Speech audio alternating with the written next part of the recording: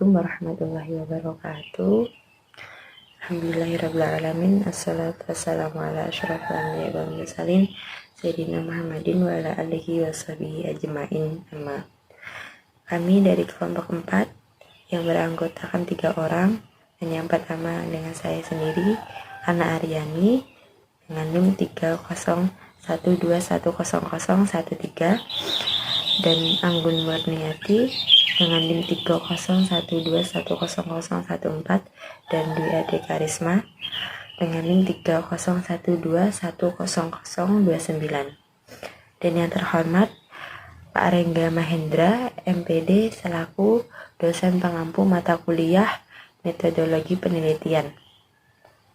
Kami di sini akan mempresentasikan proposal kami yang berjudul Pengaruh Perbedaan Latar Belakang Mahasiswa Ilmu Al-Quran dan Tafsir terhadap keefektifan pemahaman dalam perkuliahan.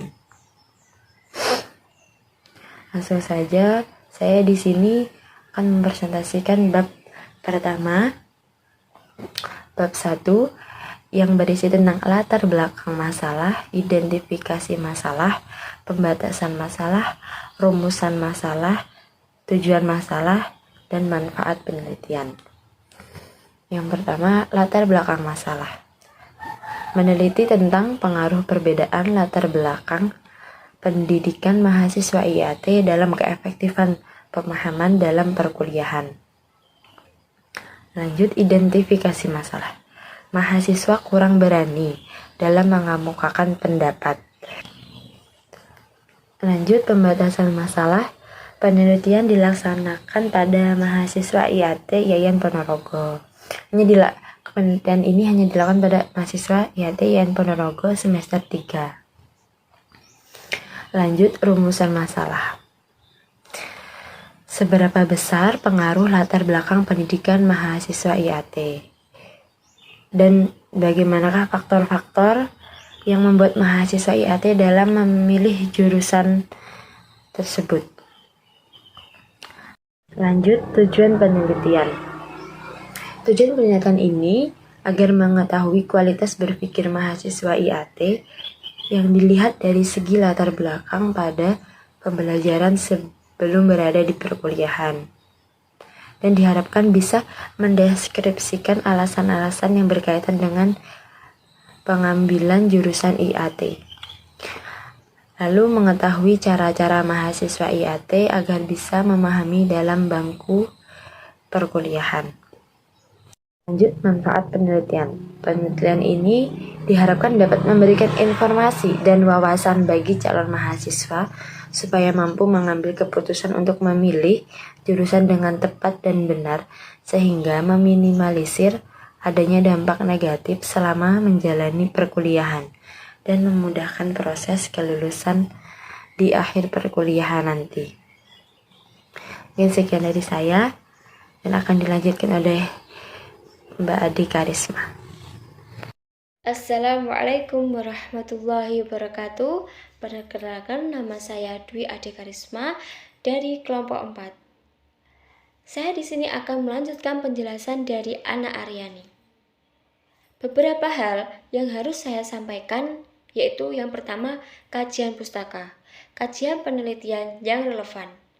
Dan yang kedua, yang akan saya jelaskan yaitu kerangka berpikir. Dan yang ketiga yaitu hipotesis.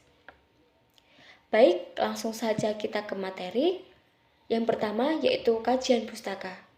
Perlu kita ketahui bahwasanya kajian pustaka adalah kumpulan teori yang didapatkan dari berbagai sumber yang akan kita gunakan sebagai rujukan dalam melakukan kegiatan penelitian atau membuat karya tulis ilmiah. Selanjutnya, dalam kajian pustaka ini kami menuliskan bahwasanya latar belakang pendidikan sangatlah mempengaruhi kualitas pemahaman peserta didik dalam melanjutkan pendidikan ke perguruan tinggi. Dan selanjutnya, yang kedua yaitu kerangka berpikir.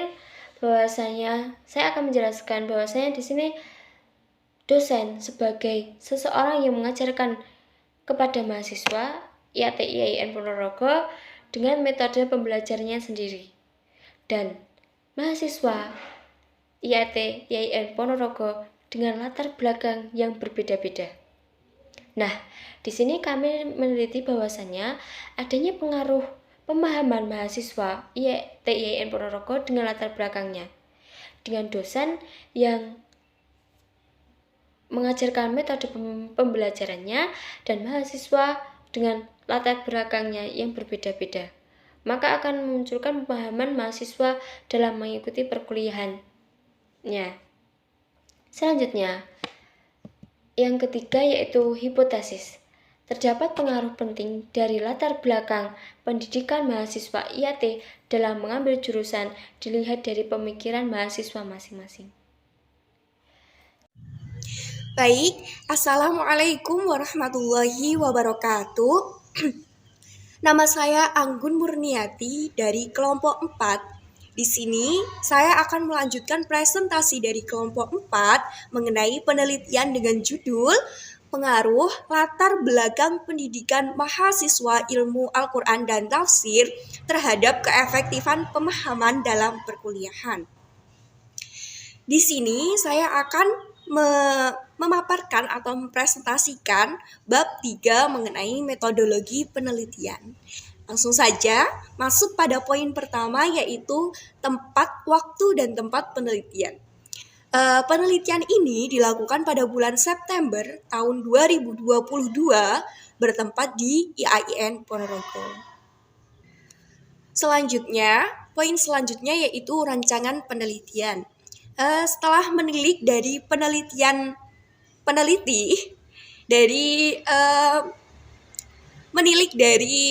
penelitian yang kita ambil, akhirnya peneliti memutuskan untuk menggunakan metode kuantitatif untuk menjabarkan atau memaparkan hasil dari penelitian, karena metode ini dirasa paling cocok dengan judul yang dipilih oleh peneliti.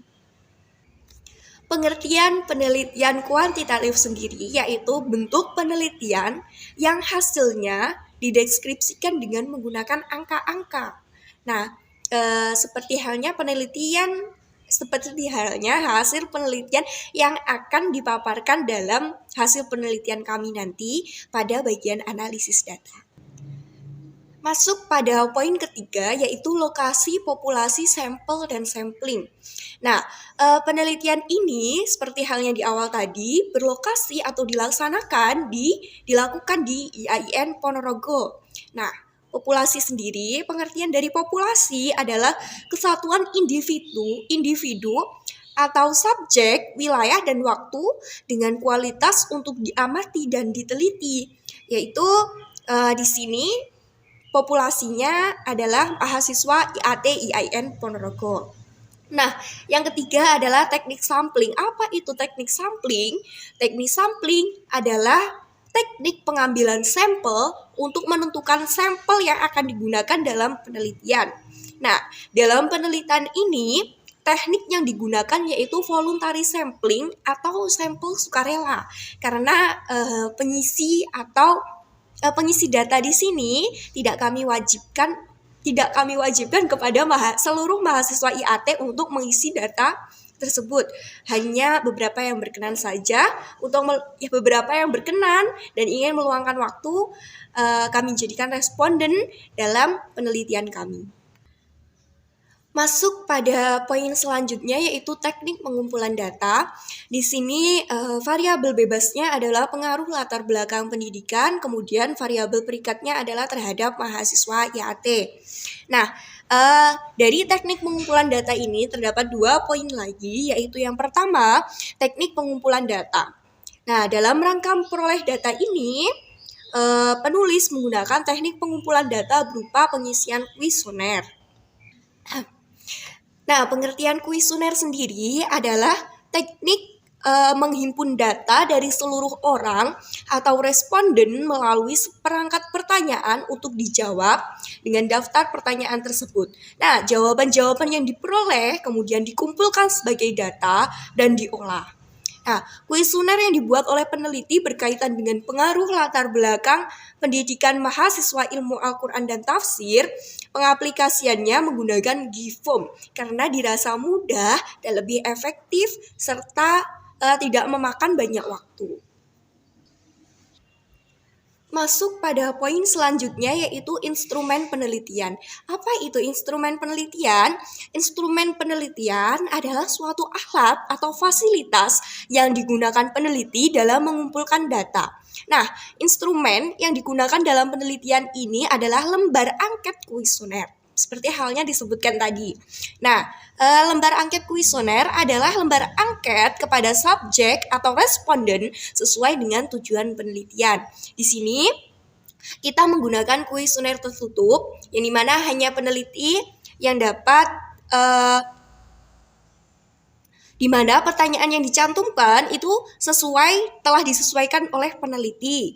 Nah, alternatif jawaban yang disediakan bergantung pada pemilihan peneliti sehingga responden hanya bisa memilih jawaban yang mendekati pilihan yang telah disediakan oleh peneliti tadi.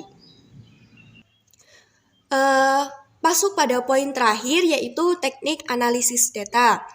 Teknik analisis data ini dimaksudkan untuk mencari jawaban setelah mengumpulkan kuesioner tadi. Nah, berdasarkan dari pengisian kuesioner yang telah dilakukan oleh responden, data hasil penelitian dianalisis dengan menggunakan statistik deskriptif. Nah, dari hasil penelitian tersebut didapatkan bahwa 66,7% mahasiswa yang memiliki latar belakang tahfidz Al-Quran atau sudah memiliki hafalan Al-Quran sebelum masuk pada jurusan IAT. Nah, dari 66,7% ini menyatakan mudah saat melaksanakan perkuliahan tahfidz. Berarti terdapat keterkaitan antara pengaruh latar belakang dan keefektifan belajar, dikarenakan sebelumnya mereka telah memiliki hafalan, maka pada salah satu mata kuliah di jurusan IAT yaitu tahfidz, mereka merasa mudah atau efektif atau paham, seperti itu. Kemudian masuk bagaimana mahasiswa ini memilih IAT sebagai jurusan mereka. Nah, di sini 11,1%-nya jawabannya berbeda-beda. 11,1%-nya yaitu pemilih jurusan IAT karena kehendak sendiri. 11% lainnya menyatakan karena pilihan orang tua, kemudian mereka hanya mengikuti, dan 11,1%-nya menjawab lainnya yang di sini diisi dengan menyesuaikan dengan jenjang pendidikan sebelumnya. Jadi mereka memilih jurusan IAT dikarenakan jenjang pendidikan sebelumnya mengarah pada jurusan IAT. Nah, kemudian masuk pada latar belakang mahasiswa ini, di sini peneliti menyediakan pilihan yaitu SMA, MA, kemudian SMK. Nah, dari responden menjawab 66,7%-nya itu berasal dari madrasah aliyah atau MA. 11,1%-nya berasal dari MAN, kemudian 11,1% yang lainnya berasal dari SMAN. Nah, selain pertanyaan dari mana asal sekolah mereka, kami juga mencantumkan jenjang pendidikan apalagi yang mereka dapatkan sebelum masuk pada perkuliahan IAT ini.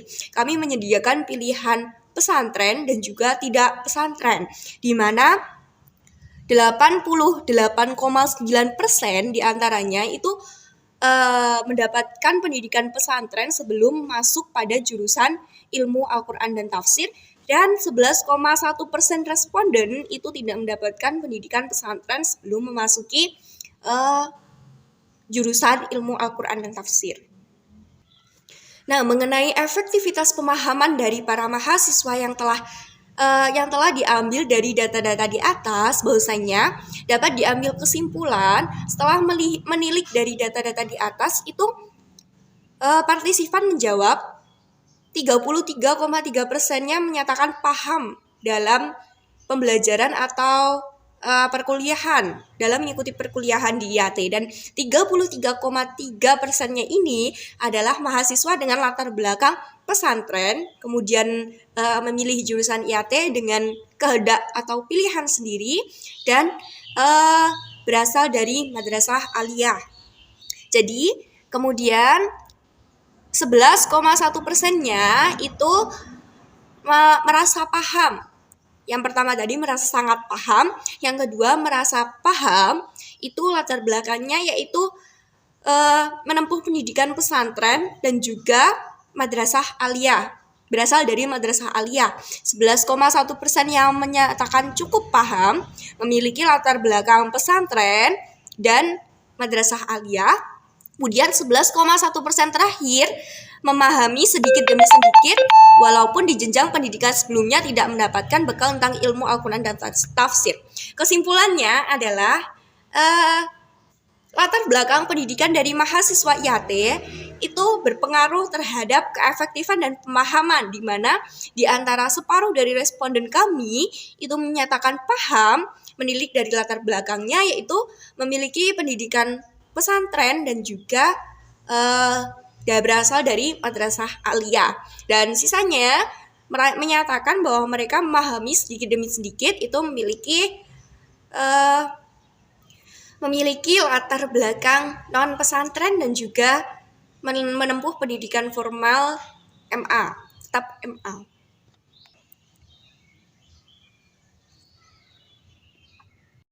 Latar belakang non pesantren atau latar belakang non pesantren itu tadi.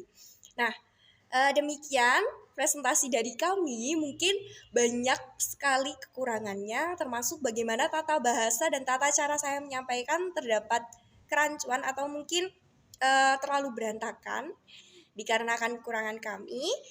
Begitupun dengan penelitian kami, masih banyak kekurangan. Apabila ada pertanyaan, kemudian saran dan masukan dapat dimasukkan pada kolom pertanyaan yang telah disediakan nanti.